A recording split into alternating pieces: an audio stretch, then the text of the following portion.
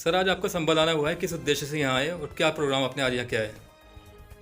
देखिए, यहाँ पर संभल में हमारे कार्यकर्ताओं के साथ एक ऑर्गेनाइजेशल मीटिंग थी, जिसमें हम आइंदा जो असेंबली के इलेक्शन यहाँ होने वाले हैं उसके सिलसिले में समीक्षा कर रहे हैं कि कैसे यहाँ पे हम इंतखाबात में हिस्सा लेंगे और उस सिलसिले में कार्यकर्ताओं को क्या काम करना चाहिए।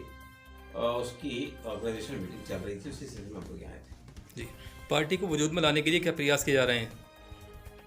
देखिए, पार्टी तो यहाँ वजूद में आ चुकी है मतलब कई सालों से, लेकिन पार्टी को कहना चाहिए कि अब सियासत के मैदान में, गलियारों में कैसे लाके खड़ा किया जाए, उस पर बातचीत चल रही है।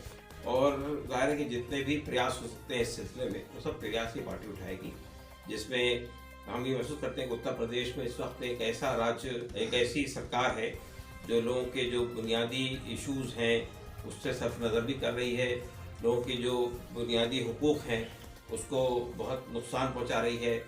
और यहाँ पर कोई भी आदमी आवाज़ उठाता है कि सरकार के किसी भी इस को विषय बनाता है, किसी भी इशू पर आवाज़ उठाता है, तो उसको एंटी नेशनल घोषित कर दिया जाता है, उसके खिलाफ कार्रवाई होती है। CAA की तहरीक चली, यहाँ पे बड़ी मात्रा में लोगों को यहाँ पे गिरफ्तार किया गया, बड़ी तादाद में लोग गिरफ्तार किया गया और जेल भेज दिया गया। अभी लफ्जहात के नाम पर एक तरह का लॉलेसनेस शुरू कर दी गई है और पुराने केसेस को निकाला जा रहा है और उनको जो है जेलों में बंद किया जा रहा है।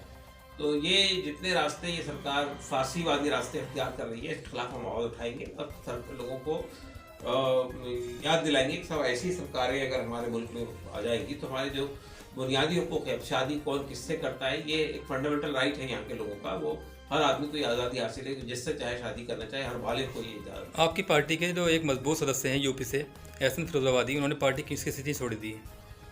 देखिए, पार्टी में लोग आते हैं जाते हैं, ये कोई नई बात नहीं है पार्टी के अंदर। अगर उनका ये ख्याल है कि भाई पार्टी में उनके लिए स्पेस नहीं है, या ये कि वो समझते हैं कि उनको सियासी मैदान से हट जाना चाहिए, तो उन्होंने ग़ालिबन यही फैसला किया कि हम सियासत से अलग होते हैं, सियासत में नहीं रहेंगे। वो तो मजबूती से आपकी पार्टी के मुद्दे रखा करते थे यहाँ पर, फिर ऐसा क्या कारण रहा कि आपने उन्होंने इस पार्टी को छोड़ा? कोई तो वजह रही होगी। देखिए, उन्होंने क्या रीज़न से छोड़ा है हमें तो नहीं, हमारे पास जो उन्होंने इस्तीफा दिया उसमें सिर्फ यही कहा कि हम पार्टी से रिजर्वेशन देना चाहते हैं। अच्छा, जिस तरह से हमारे सामने कोई इशू नहीं आया जिसकी बुनियाद पर उन्होंने पार्टी छोड़ी। जिस तरह से मुस्लिम लीग पार्टी है, MUM है और साथ में पीस पार्टी है, ये लोग ज़मीनी स्तर पर मेहनत कर रहे हैं, तो आपकी मेहनत कहीं दिखाई नहीं देती? आने वाले 1 साल के अंदर हमारी मेहनत आपको हर जगह नजर आएगी। जहाँ तक पीस पार्टी का ताल्लुक है, वो क्या कर रही है हम जानते हैं। बहरहाल हम उस पर गुफ्तगू नहीं करना चाहते, लेकिन हमारी पार्टी के हद तक हम ये कहना चाहते हैं कि हम बहुत सिलेक्टिवली, बहुत फोकस तरीके से काम करेंगे और वो मेहनत आपको नजर आएगी। आपकी पार्टी राष्ट्रीय स्तर की पार्टी है, फिलहाल देश में किस इलाके में ये मजबूत स्थिति में है?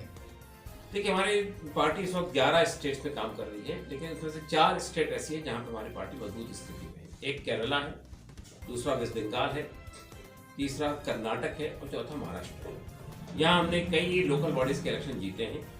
अभी हाल ही में कर्नाटक में लोकल बॉडी के इलेक्शन हुए कुछ डिस्ट्रिक्ट्स में, तो हमने अभी 44 सीटें जीती हैं वहाँ पे, और कई कारपोरेटर भी हमने इलेक्ट किए हैं। और हमारे जो लोग इलेक्ट होकर आते हैं, आप वहाँ जाकर देखेंगे तो आपको लगेगा कि एक बुनियादी तब्दीली वहाँ आती है। बुनियादी सवालात हैं लोगों के, हम उसको हल करना शुरू करते हैं। अच्छा, आगामी जो विधानसभा चुनाव हैं उसको लेकर क्या रणनीति बना रखी है आपने? संभल में कोई कैंडिडेट उतारेंगे? देखिए, कितनी जगह से कैंडिडेट उतारेंगे इसकी तो समीक्षा भी कर रहे हैं हम लोग, और 14 तारीख को हम लोग यहाँ एक मीटिंग कर रहे हैं, उसी में हम लोग फैसला करेंगे कि वेस्टर्न यूपी से हम कहाँ से कैंडिडेट लड़ेंगे। अलबत्ता ये बात तय है कि आने वाले विधानसभा के इलेक्शन में हम न सिर्फ ये कि कैंडिडेट उतारेंगे, बल्कि हम ये कोशिश कर रहे हैं कि यहाँ पर एक सेकुलर फ्रंट बन जाए, जिसमें और पार्टियों से हमारी बातचीत चल रही है इस वक्त में, कई पार्टियों से, और हम एक प्लेटफॉर्म बनाकर ये कोशिश करेंगे कि हम यहाँ पे एक विकल्प खड़ा कर सकें।